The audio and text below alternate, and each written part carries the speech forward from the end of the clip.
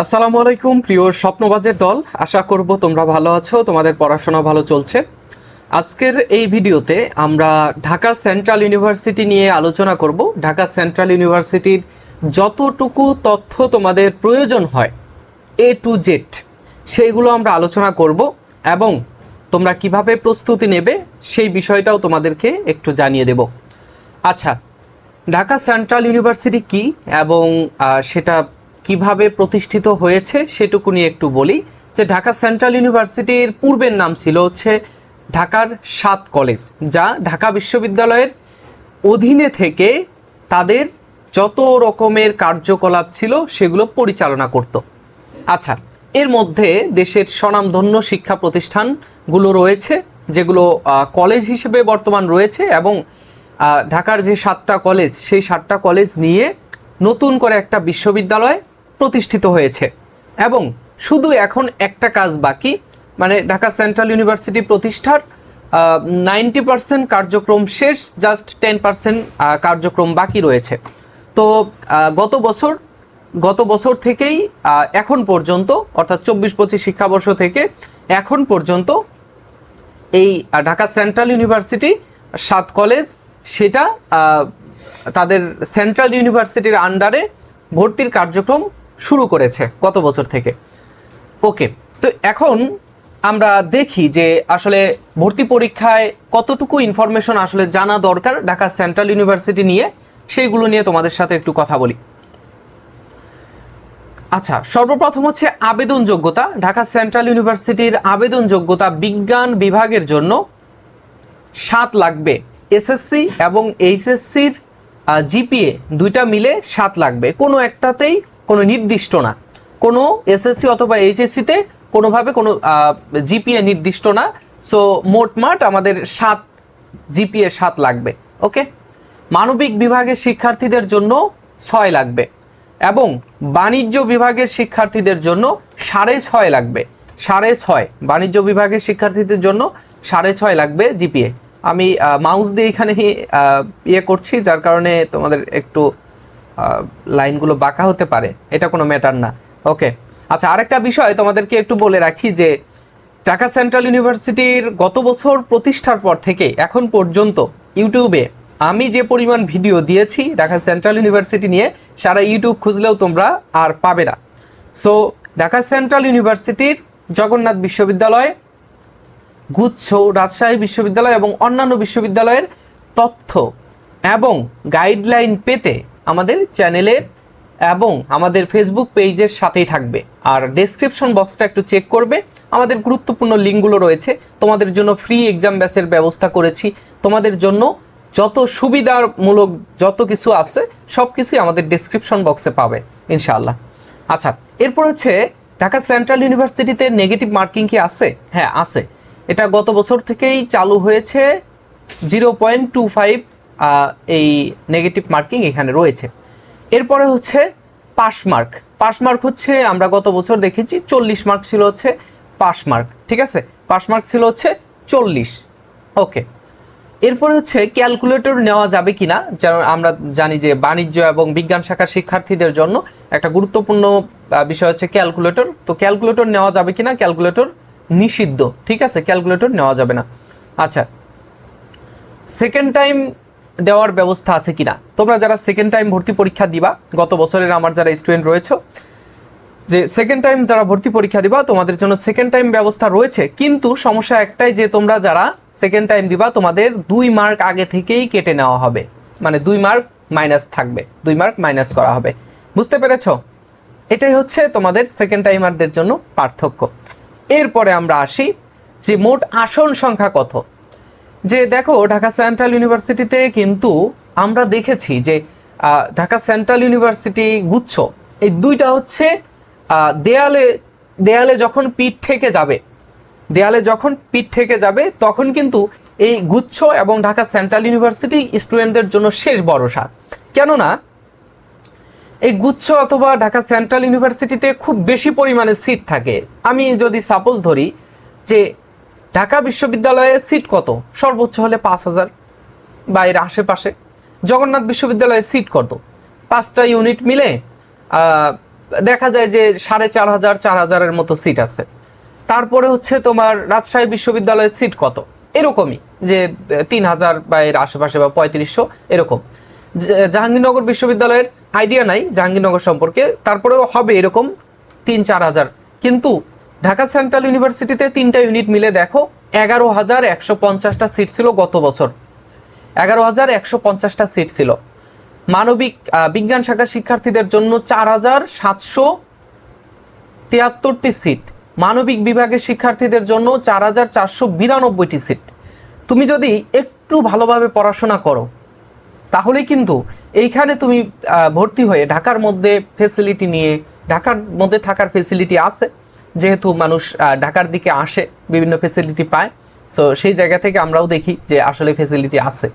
তো তোমরা এইখানে কিন্তু এই ফেসিলিটি নিয়ে ঢাকার মধ্যে পড়াশোনা করতে পারবা, ঠিক আছে। তো এই দেখো আবার বাণিজ্য শাখায় 1885, এখানে একটু কম, তারপরেও অন্যান্য বিশ্ববিদ্যালয় থেকে এখানে বেশি সিট রয়েছে, ঠিক আছে। আচ্ছা, আবার গুচ্ছের মধ্যেও কিন্তু সিট অনেক বেশি রয়েছে। ওকে, দেখো এখানে তার মানে হচ্ছে আমাদের 11,150টি সিট। এইখানে যদি তুমি একটু ভালোভাবে পড়াশোনা করো তাহলে কিন্তু তোমার চান্স নিশ্চিত। গত বছর আমার স্টুডেন্ট গত বছর ঢাকা সেন্ট্রাল ইউনিভার্সিটিতে 5ম স্থান অধিকার করেছে বি ইউনিট থেকে। সো এটা আমার জন্য অনেক বড় একটা প্রাপ্তি। এবং দেখা গিয়েছে 24-25 শিক্ষাবর্ষে জগন্নাথ বিশ্ববিদ্যালয়ে প্রথম, নবম, পঞ্চম, চতুর্থ এইগুলো 30টি, প্রথম দিক থেকে 30টি, মানে 30-এর মধ্যে মেরিট এসেছে আমার স্টুডেন্টের প্রায় 20-30 জনের মতো বিভিন্ন ইউনিটে, ঠিক আছে। আচ্ছা, এরপরে দেখো যে মান বন্টন। আচ্ছা, তার আগে আমরা বলে দিই যে এই যে দেখো তোমাদের জন্য, তোমরা যারা গুচ্ছ ঢাকা সেন্ট্রাল ইউনিভার্সিটি এবং ন্যাশনাল ইউনিভার্সিটিতে ভর্তি পরীক্ষা দেবা বি এবং সি ইউনিটের, তোমাদের জন্য আমাদের একটা এক্সাম বেস রয়েছে। সেই এক্সাম বেসে কিন্তু আমরা ভর্তি করাচ্ছি। এক্সাম বেসের দ্বিতীয় ব্যাচ কিন্তু চলমান, আমরা কিন্তু এর মধ্যেই গোপনে গোপনে 2টা ব্যাচ শেষ করে দিচ্ছি। সো তোমরা যারা চাও আমাদের চূড়ান্ত ব্যাচ, তৃতীয় ব্যাচ, এটা আমাদের শুরু হবে আগামী 17-18 তারিখ থেকে একেবারে পরীক্ষার আগ পর্যন্ত ডেইলি পরীক্ষা দেওয়ার মাধ্যমে তোমরা, এটা হচ্ছে গুচ্ছের পরীক্ষা দেওয়ার আগ পর্যন্ত তৃতীয় ব্যাচ চলবে। এবং পরবর্তীতে ঢাকা সেন্ট্রাল ইউনিভার্সিটির সার্কুলারের পরে আমরা আমাদের চতুর্থ বা চূড়ান্ত ব্যাচ সেটা আমরা শুরু করে দেব। তোমরা যারা গুচ্ছভুক্ত বিশ্ববিদ্যালয়ে ভর্তি পরীক্ষা দিবা এবং ঢাকা সেন্ট্রাল ইউনিভার্সিটিতে দিবা, তোমরা তৃতীয় ব্যাচেই ভর্তি হয়ে যাবে। আর যারা হচ্ছে পরবর্তীতে, যারা তুমি শুধু ঢাকা সেন্ট্রাল ইউনিভার্সিটিতে পরীক্ষা দিবা, তোমরা চতুর্থ ব্যাচে ভর্তি হলেও কোনো সমস্যা নাই। আর এখন ভর্তি হলে পরবর্তীতে আবার পরীক্ষা দিতে পারবা, দ্বিতীয়বার ডাবল করে তুমি পরীক্ষা দিতে পারবা। ওকে, আচ্ছা, এই এক্সাম ব্যাচের ফি হচ্ছে মাত্র 199 টাকা। 199 টাকা। তোমরা স্ক্রিনে থাকা হোয়াটসঅ্যাপ নাম্বারে যোগাযোগ করে আমাকে সেন্ড মানি করলেই আমি তোমাদেরকে এক্সাম ব্যাচে ভর্তি করে দেবো, ঠিক আছে। আচ্ছা, এখন আসি মান বন্টন। এইটা হচ্ছে তোমাদের জন্য খুবই ইম্পর্টেন্ট, কেননা কোন ইউনিটে কত মার্কের পরীক্ষা হবে, কিভাবে প্রস্তুতি নিতে হবে সেটা নির্ভর করে মান বন্টনের উপরে। দেখো, মোট মার্ক হচ্ছে 100 মার্কের তোমাদের পরীক্ষা হবে এবং তোমার জিপিএ থেকে মার্ক নেওয়া হবে হচ্ছে 20। তোমার যে এইচএসসি এবং এসএসসির জিপিএ রয়েছে সেটার উপর থেকে মার্ক নেওয়া হবে 20 মার্ক। এবং দেখো এই ইউনিটে ফিজিক্স থেকে 25 মার্কের 25টা এমসিকিউ থাকবে। তারপর হচ্ছে কেমিস্ট্রি থেকে 25টা, বায়োলজি থেকে 25টা, ম্যাথ থেকে 25টা। আবার তোমার যদি 4 সাবজেক্ট অথবা অপশনাল সাবজেক্ট যদি ম্যাথ হয় অথবা বায়োলজি হয়, সেটা তুমি বাদ দিয়ে বাংলা অথবা ইংরেজি থেকে তুমি দাগাতে পারবা, ঠিক আছে। তোমার যেটা অপশনাল সাবজেক্ট সেটা বাদ দিয়ে তুমি বাংলা অথবা ইংরেজি দাগাতে পারবা, ঠিক আছে। ওকে, এরপর হচ্ছে বি ইউনিটের জন্য বাংলা থেকে 25টা এমসিকিউ, ইংরেজি থেকে 25টা এবং জিকে থেকে 50টা এমসিকিউ। আচ্ছা, এরপরে হচ্ছে সি ইউনিটের দেখো সি ইউনিটে বাংলা থেকে 20টি, ইংরেজি থেকে 20টি, অ্যাকাউন্টিং থেকে 20টি, ম্যানেজমেন্ট থেকে 20টি, মার্কেটিং অথবা ফিন্যান্স থেকে 20টি এমসিকিউ থাকবে। এবং সর্বমোট প্রত্যেকটা ইউনিটের 100টা করে এমসিকিউ থাকবে 100 মার্কের। এবং জিপিএ থেকে নেওয়া হবে আমাদের দেখো জিপিএ থেকে কিন্তু আমাদের নেওয়া হবে 20 মার্ক। এই হচ্ছে টোটাল হচ্ছে আমাদের মান বন্টন। বুঝতে পেরেছ? আচ্ছা, এখন আসি আমাদের ভর্তি পরীক্ষা 25-26 শিক্ষাবর্ষে কবে নাগাদ হতে পারে। আচ্ছা, এই তথ্যগুলো আমি দিলাম, এই তথ্যগুলো হচ্ছে 24-25 শিক্ষাবর্ষের সার্কুলার থেকে। আশা করব যে আমাদের এই তথ্যগুলো কোনো পরিবর্তন হবে না, কারণ কেননা আমরা দেখি যে বিশ্ববিদ্যালয়গুলোতে সচরাচর তথ্য পরিবর্তন করে না ভর্তি পরীক্ষার ক্ষেত্রে, যে মান বন্টন, তারপর হচ্ছে কয়টা ইউনিট রয়েছে, কিভাবে পরীক্ষা হবে, নেগেটিভ মার্ক, পাস মার্ক, এই জিনিসগুলো পরিবর্তন সচরাচর করে না, খুব বেশি ইফেক্ট না পড়া পর্যন্ত পরিবর্তন করে না। সো তোমরা যারা ভর্তি পরীক্ষা দেবা এই তথ্যগুলোর উপর ভিত্তি করে ভালো একটা প্রস্তুতি নিতে পারো। আর আমাদের এক্সাম ব্যাচ রয়েছে, তোমরা চাইলে জয়েন করতে পারো, 199 টাকা মাত্র। আচ্ছা, এরপরে আসি যে তোমাদের পরীক্ষা কবে হতে পারে, আবেদন কবে হতে পারে। দেখো, আবেদনের জন্য আমরা এখন পর্যন্ত দেখছি যে ঢাকা সেন্ট্রাল ইউনিভার্সিটিতে কোনো ধরনের আওয়াজ আমরা পাচ্ছি না।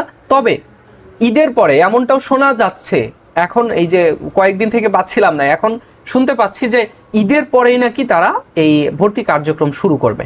তো ঈদের পরে যদি ভর্তি কার্যক্রম শুরু করে বা আবেদনের ডেট দেয়, তাহলে তারপরেও আমরা গুচ্ছের পরীক্ষার পরে অর্থাৎ এপ্রিলের মাঝামাঝিতে আমরা আবেদনের ডেট জানতে পারবো, এবং বা আবেদন তখন শুরু হবে, এবং ভর্তি পরীক্ষা তোমার জুন এর মাঝামাঝি অথবা শেষের দিকে হতে পারে। ঠিক আছে? তো তোমরা সেই চিন্তা করেই পড়াশোনা করো। আজকে তুমি যদি একদিন তোমার হাত থেকে সময় চলে যায়, তাহলে তুমি দেখা যায় যে 100 মিনিট পিছনে চলে যাবা, বা একটা মিনিট যদি তুমি অবহেলা করো, তাহলে দেখা যায় তোমার যে সহপাঠী রয়েছে সে কিন্তু ওই একটা মিনিট বেশি করে পড়ে তোমার থেকে 100 মিনিট সামনের দিকে চলে যাবে। কেননা একটা মার্কের জন্য শিক্ষার্থীরা অনেক পিছনে চলে যায়, প্রতিযোগিতার সংখ্যা বেশি। ঠিক আছে? এই বছর যেহেতু ঢাকা সেন্ট্রাল ইউনিভার্সিটি একটা পূর্ণাঙ্গ বিশ্ববিদ্যালয় হিসেবে প্রতিষ্ঠিত হয়েছে এবং চারদিকে তার সুনাম ছড়িয়ে পড়েছে, সুনাম বলতে এখনও সুনাম করতে পারে নাই, সামনে হয়তো বা করবে। তাদের মুখ থেকে আমরা যতটুকু শুনি যে বাংলাদেশের শ্রেষ্ঠ বিশ্ববিদ্যালয়গুলোর মধ্যে একটা হবে। কতটুকু হবে আমরা যদি বেঁচে থাকি, আল্লাহ তাআলা দেখার সুযোগ দেয়, তাহলে আমরা দেখতে পারবো। কিন্তু আপাতত আমরা তেমন কিছু দেখছি না। তো ঢাকা সেন্ট্রাল ইউনিভার্সিটি নিয়ে আমরা যতটুকু রিসার্চ করেছি যে এবছর ইনশাল্লাহ ঢাকা সেন্ট্রাল ইউনিভার্সিটিতে আরও প্রতিযোগিতার সংখ্যা বেশি হবে। সো এই জন্য হলেও তোমাকে এখন থেকে একটু পড়াশোনা করতে হবে। এই যে ঈদটা আসছে, ঈদের আমেজ, ঈদের উৎসব, তোমার এই উৎসবটা কিছুদিন পরেও তুমি পালন করতে পারবা। কেননা এই ঈদের কারণে তোমার যদি একটা পাবলিক বিশ্ববিদ্যালয় মিস হয়ে যায়, তাহলে পরবর্তীতে প্রত্যেকটা ঈদ তোমাকে স্মরণ করিয়ে দেবে যে তুমি এই ঈদের জন্যই পাবলিকিয়ান হতে পারো নাই। সো তুমি যদি চাও যে পাবলিকিয়ান আমার হতে হবে, লাগবেই, একটা সিট লাগবেই, তুমি ঈদের আমেজ আপাতত রাখো, তুমি তোমার পড়াশোনাটা চালিয়ে যাও। এমন স্টুডেন্টও আছে যে ঈদের দিন রাতের বেলা পড়াশোনা করে, হোক সে মানুষকে দেখানোর জন্য, হোক সে যা করার জন্যই হোক না কেন, সে অন্তত পড়াশোনাটা করে। ঠিক আছে? সো তুমি যদি চাও একটা সিট তোমার করে নিতে, অবশ্যই এখন থেকেই ভালো প্রস্তুতি নাও। ইনশাল্লাহ দেখা হবে তোমাদের সাথে পরবর্তী ভিডিওতে। আর কি কি বিষয়ে তোমরা জানতে চাও আমাকে কমেন্টে জানাবে, ইনশাল্লাহ আমি জানানোর চেষ্টা করব তোমাদের। তো পরবর্তী ভিডিওতে দেখা হচ্ছে। আল্লাহ হাফেজ, আসসালামু আলাইকুম।